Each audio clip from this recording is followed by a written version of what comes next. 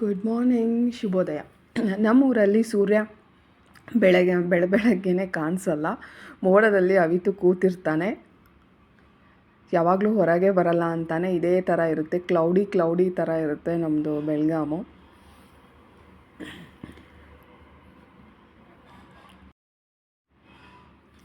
ನಾನು ಬೆಳಗ್ಗೆನೇ ಎಲ್ಲ ಮನೆ ಕೆಲಸ ಮುಗಿಸ್ಬಿಟ್ಟು ನಮ್ಮ ಮನೆ ಹತ್ರನೇ ಸ್ವಲ್ಪ ವೆಜಿಟೇಬಲ್ಸು, ಫ್ರೂಟ್ಸು ಎಲ್ಲ ಸಿಗುತ್ತೆ. ಸೊ ನಾನು ಅಲ್ಲಿ ಹೋಗ್ತಾ ಇದ್ದೆ. ಹತ್ತಿರ ಇರೋದ್ರಿಂದ ನಾನು ನಡ್ಕೊಂಡೇ ಹೋಗ್ತೀನಿ ಎಲ್ಲ ಕಡೆನೂ. ಇಲ್ಲಿ ಇವಾಗ ಒಂದು ಅಜ್ಜಿ ಬರ್ತಾಳೆ ನೋಡಿ. ಅವಳು ಈ ವಯಸ್ಸಲ್ಲಿ ನಿನಗೂ ಇದೆಲ್ಲ ಬೇಕಾ, ತರಕಾರಿ ಮಾರೋದೆಲ್ಲ, ಮನೆಯಲ್ಲಿ ಸುಮ್ಮನೆ ಇರ್ಬೋದಿತ್ತಲ್ಲ ಅಂತ ನಾನು ಒಂದು ಸಲ ಕೇಳಿದ್ದೆ. ಅದಕ್ಕೆ ಅವಳು, ಇಲ್ಲ, ನಾನು ತರಕಾರಿ ಮಾರ್ಕೊಂಡು ಹೋದರೆ ನನಗೆ ನನ್ನ ಸೊಸೆದೇರು ಊಟ ಹಾಕ್ತಾರೆ, ಇಲ್ಲಾಂದರೆ ನನಗೆ ಊಟ ಹಾಕಲ್ಲ ಅಂತ ಹೇಳಿದ್ಲು. ಸೊ ಈ ಥರ ಜನ ಇರ್ತಾರ ಅಂತ ನನಗೆ ಅವಾಗೇ ಅನಿಸಿದ್ದು.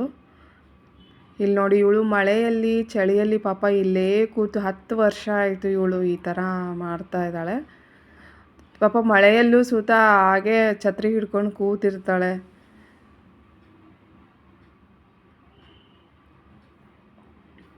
ನನ್ನ ಮನೆ ಹತ್ರನೇ ಎಲ್ಲ ಫ್ರೂಟ್ಸು, ವೆಜಿಟೇಬಲ್ಸು ಎಲ್ಲ ಸಿಗೋದ್ರಿಂದ ನಾನು ಎಲ್ಲ ಬೆಳಗ್ಗೆ ಎಲ್ಲ ಮನೆ ಕೆಲಸ ಎಲ್ಲ ಮುಗಿಸಿ ಈ ಥರ ಹೋಗ್ತಾ ಇರ್ತೀನಿ, ಏನಾದರೂ ಬೇಕು ಅಂದರೆ ತರಲಿಕ್ಕೆ. ಬಟ್ ರೇಟ್ ಅಂದರೂ ತುಂಬ ಇದೆ ವೆಜಿಟೇಬಲ್ಸ್ದು, ಫ್ರೂಟ್ಸ್ದು. ಬೆಳಗಾವಲ್ಲಿ ಯಾವತ್ತೂ ಕಡಿಮೆ ರೇಟಿಗೆ ಏನೂ ಸಿಗೋದೇ ಇಲ್ಲ. ಇಲ್ಲಿ ಯಾವುದೋ ಹೊಸದಾಗಿ ನನಗೆ ಬಟ್ಟೆ ಅಂಗಡಿ ಕಾಣ್ತು. ಮೊದಲು ಇರಲಿಲ್ಲ, ಇವಾಗೇನೋ ಒಂದು ಅಂದರೆ ಡ್ರೆಸ್ ಮೆಟೀರಿಯಲ್ಸ್ ಎಲ್ಲ ಇಟ್ಟಿದ್ದಾರೆ.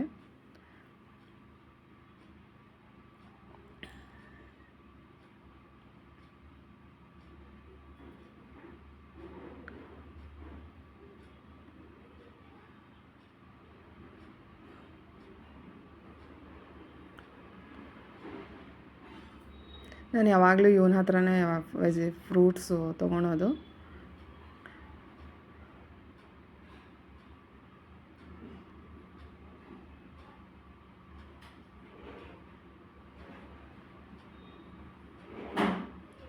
ಆಮೇಲೆ ನಾನು ದಾರಿಯಲ್ಲಿ ಬರಬೇಕಾದ್ರೆ ನನಗೆ ಯಾರಾದರೂ ಸಿಕ್ಕಿದರೆ ನಾನು ಮಾತಾಡ್ಕೊತ ನಿಲ್ತೀನಿ.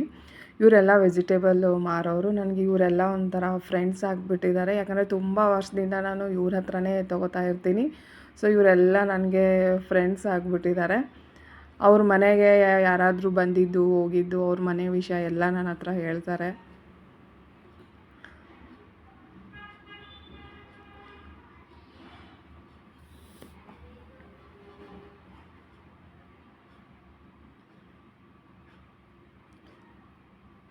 ಅದಾದಮೇಲೆ ನನಗೆ ಏನು ಬೇಕಿತ್ತು ನಾನು ವೆಜಿಟೇಬಲ್ಸ್ ಎಲ್ಲ ತೊಗೊಂಡೆ.